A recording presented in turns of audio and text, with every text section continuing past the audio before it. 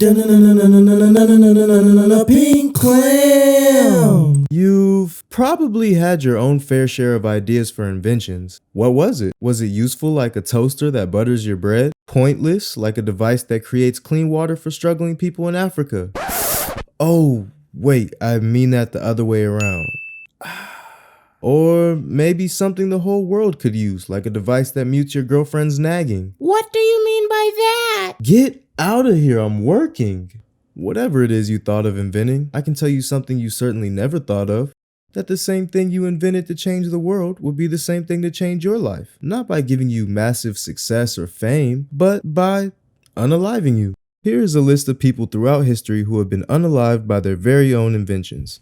Sylvester H. Roper, William Nelson, and Francis Edgar Stanley all have two things in common: being born in the 1800s and having their life memberships revoked by the vehicles they created. William Nelson, 1879 to 1903, an inventor and General Electric employee, met the Reaper after making a new motorized, oh my gosh, I'm so stupid, it's embarrassing, a new motorized bicycle, then crashing it into a gas tank.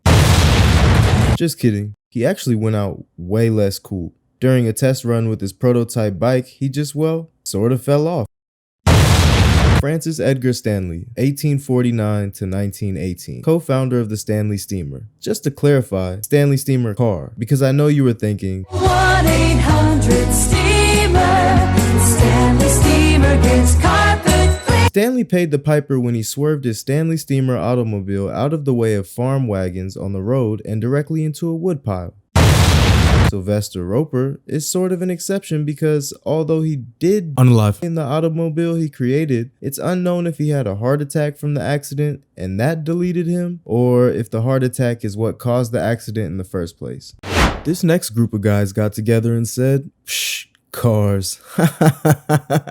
What a group of losers. If I'm going out in a way that's way more fly than that. And that's what they did. These guys gave up their souls to airplanes way before Spirit Airline ever existed. Well, not really airplanes, more like flying thingy-majigs, but walk with me.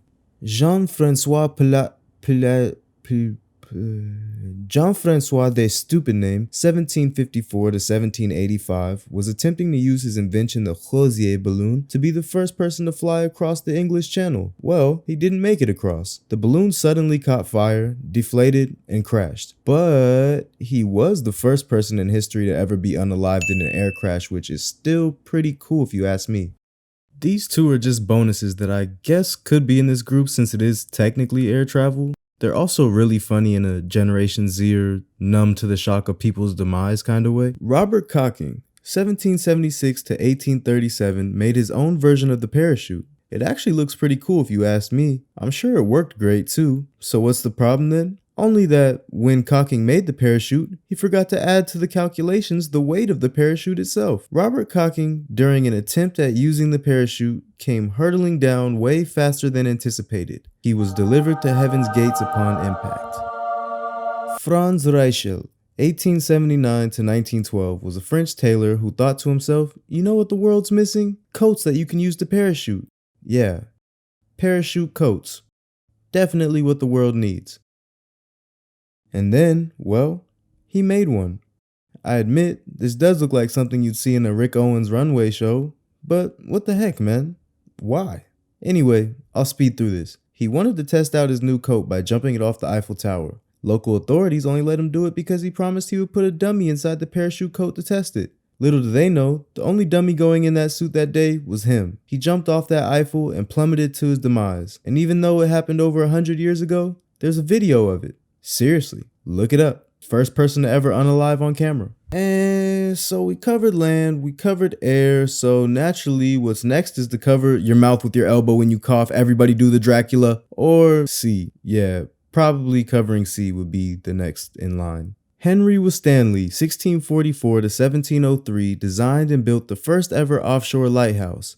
Honestly, he would have been just fine, but you know the saying, pride cometh before the fall.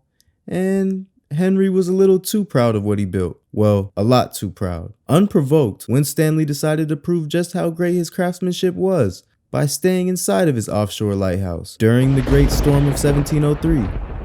no trace of him was ever found. This next one you probably already know, but walk with me. It'll make sense in 27 seconds. Thomas Andrews, 1873 to 1912, was the naval architect in charge of the plans for the Titanic, so of course he was also on board during the ship's maiden voyage. And blah blah blah blah blah, you know the story. The ship ran into the Kraken, there was a big government cover-up claiming it was an iceberg, 1,500 or so people hit the eject button on life, including Thomas, and of course his body was never recovered because the Kraken has a taste for humankind. Now, 27 seconds after I said 27 seconds in this video, and 111 years after the Titanic sank, in comes this idiot. Inventor. Remember him? How about now? Indeed, that is the debris of that submersible that went down with 5 passengers on Sunday. Stockton Rush, 1962 to 2023, was the engineer and businessman who led the making of the Ocean Gate sub, Titan. This wannabe James Cameron was quoted saying, "At some point, safety is just pure waste. I mean,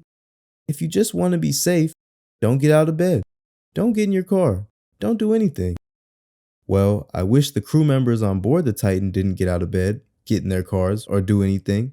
Because if that was the case, then when the Titan imploded during an exploration, Stockton would have been the only one inside of that human-filled beer can. Bonus time! And finally, Jimmy Heselden, 1948 to 2010, was a coal miner who got rich manufacturing HESCO barriers. Don't know what that is? These things. Still don't know? Ask your military buddies. Anyways, Heselden used his wealth to buy Subway. Wait, I mean Segway. Aww. On September 26, 2010, Jimmy took his dog out for a walk. Well, the dog was walking. Jimmy was on his Segway. On his walk, or roll, I don't know, Jimmy saw another oncoming dog walker, and our kind fellow Jimmy reversed his Segway to make way for them. What Jimmy didn't know, unfortunately, is that he was reversing right off the edge of a cliff. He succumbed to as many blunt force injuries of the chest and spine. And that's all for today. I hope if you decide to invent something, you pick something a little safer, like a pillow alternative, or not. Who cares?